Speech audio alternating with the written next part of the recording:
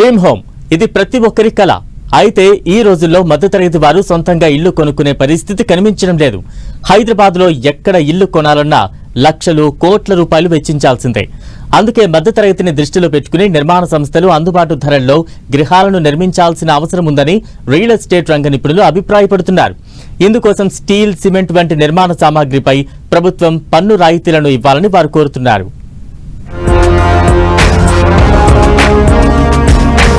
అందుకోలేని స్థాయిలో ఇళ్ల ధరలు, మధ్యతరగతి వారికి అందుబాటులో లేని ఇళ్లు, అఫోర్డబుల్ హౌసింగ్ ప్రాజెక్టులపై ఆశలు. కేంద్ర రాష్ట్ర ప్రభుత్వాలు రాయితీలు ఇవ్వాలని ఇండస్ట్రీ ఆశలు. 45 లక్షల స్థాయిలో ఇళ్లు రావాలంటున్న ఇండస్ట్రీ ఎక్స్పర్ట్స్. ఎక్కడో ఒక చోట ఎప్పుడో ఒకప్పుడు సొంత గూడును ఏర్పాటు చేసుకోవాలని ప్రతి ఒక్కరూ కోరుకుంటారు. మధ్యతరగతి, దిగువ మధ్యతరగతి వారైతే ఏళ్ల తరబడి సంపాదించిన సొమ్మును పొదుపు చేసుకుని బ్యాంకుల నుంచి రుణాలు తీసుకుని సొంతింటి కోసం ప్రయత్నిస్తూ ఉంటారు. అయితే ఈ మధ్య కాలంలో ఇంటి స్థలాల ధరలు, గృహాల ధరలు విపరీతంగా పెరిగిపోయాయి. హైదరాబాద్ లాంటి నగరాల్లో అయితే ఇంటిని కొనుగోలు చేయాలంటే లక్షలు కోట్ల రూపాయలు కావాల్సిందే. పెరిగిన ఇంటి స్థలం ధరలకు తోడు నిర్మాణ వ్యయం విపరీతంగా పెరిగిపోయింది. దీంతో ఇంటి ధరలు ఇప్పుడు మధ్యతరగతి వారికి అందుబాటులో లేకుండా పోయాయి. మధ్యతరగతి ప్రజల సొంతింటి కల సాకారం కావాలంటే అఫోర్డబుల్ ప్రైస్ లో ఇళ్లను నిర్మించాల్సిన అవసరం ఉందని రియల్ ఎస్టేట్ ఎక్స్పర్ట్స్ అభిప్రాయపడుతున్నారు. అఫోర్డబుల్ హౌసింగ్ ప్రాజెక్టులతో అటు బిల్డర్లకు, ఇటు కొనుగోలుదారులకు చాలా ప్రయోజనాలున్నాయి. అయినప్పటికీ చాలా మంది బిల్డర్లు కేవలం అధిక ధరలతో కూడిన ప్రాజెక్టుల వైపే మొగ్గు చూపుతున్నారు. దీంతో నెలకు 50,000 వేతనం ఉన్నప్పటికీ చాలా మంది ఇల్లు కొనుగోలుకు ధైర్యం చేయడం లేదు. అందరికీ ఇల్లు ఉండాలన్న సంకల్పంతో కేంద్ర ప్రభుత్వం గృహ నిర్మాణ రంగాన్ని ప్రోత్సహించేందుకు పలు ప్రోత్సాహకాలు, రాయితీలు అందిస్తోంది.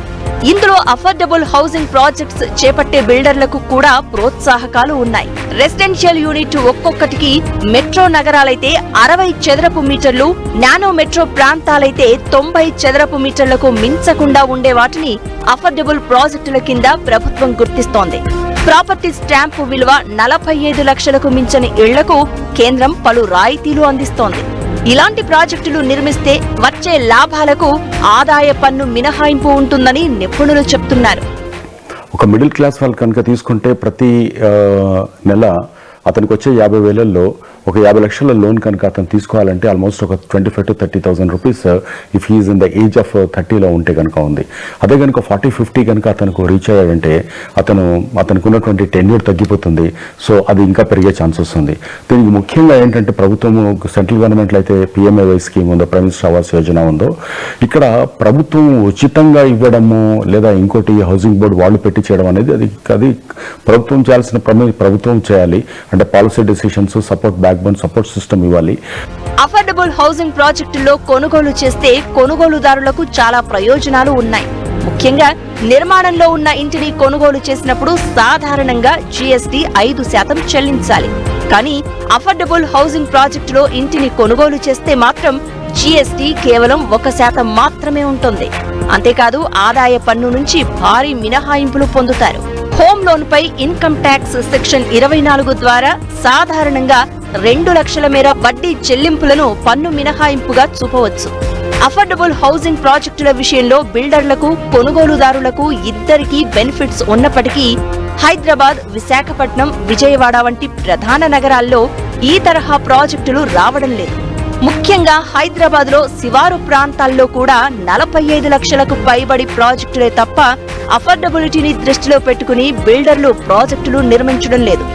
40 లక్షల రేంజ్ నుంచి 45 లక్షల రేంజ్ ధరల్లో ఇళ్లు లభిస్తే మెజారిటీ సంఖ్యలో ఉన్న మధ్యతరగతి వారి సొంతింటి కలను నెరవేర్చడంతో పాటు నిర్మాణ రంగం కూడా పెద్ద ఎత్తున పుంజుకుంటుందని ఇండస్ట్రీ ఎక్స్పర్ట్స్ చెప్తున్నారు. అమౌంట్ డిఫరెంట్ వేస్లో అది గవర్నమెంట్కి వెళ్తుంది అక్కడ. సో ఎప్పుడైతే ఇది కొంచెం కంట్రోల్ అవుతుందో అక్కడ అఫోర్డబిలిటీ అనేది మనుషులకు ఈజీగా వస్తుంది. అంటే ఇప్పుడు 2 బెడ్రూమ్ కానీ 3 బెడ్రూమ్ కానీ అంటే 800-900 స్క్వేర్ ఫీట్ నుంచి మొదలుపెట్టి 1200-1300 స్క్వేర్ ఫీట్ వరకు కనుక తీసుకుంటే వీటి మీద ఎక్కువగా ఫోకస్ చేసేసి మైగ్రేషన్ చాలా వస్తుంది. మనకు జిల్లాల నుండి వేరే రాష్ట్రాల నుండి మైగ్రేషన్ ఎక్కువ వస్తుంది. బయ్యర్స్ కు హోమ్ లోన్ మార్జిన్ మనీతో పాటు ప్రధానంగా GST, registration, stamp duty, wood work వంటి కాంపోనెంట్లు భారంగా కనిపించడంతో ఇంటి కొనుగోలుకు మధ్యతరగతి వారు కొంతమేర వెనకంజ వేస్తున్నారు. ఒకవేళ ఇంటి నిర్మాణంలో ప్రధానమైన స్టీల్, సిమెంట్ వంటి సామగ్రిపై జీఎస్టీలో రాయితీ ఇవ్వడమో లేదంటే పూర్తిగా ఎత్తివేయడమో చేస్తే ఇంటి ధర కొంతమేర తగ్గే అవకాశం ఉంటుంది. ఇదే సమయంలో రాయితీతో భూములను ఇచ్చి అఫోర్డబుల్ హౌసింగ్ లను ప్రభుత్వాలు ప్రోత్సహిస్తే 2 తెలుగు రాష్ట్రాల్లో గృహ నిర్మాణం మరింత వేగంగా పుంజుకునే అవకాశం ఉందని ఇండస్ట్రీ ఎక్స్పర్ట్స్ అభిప్రాయపడుతున్నారు.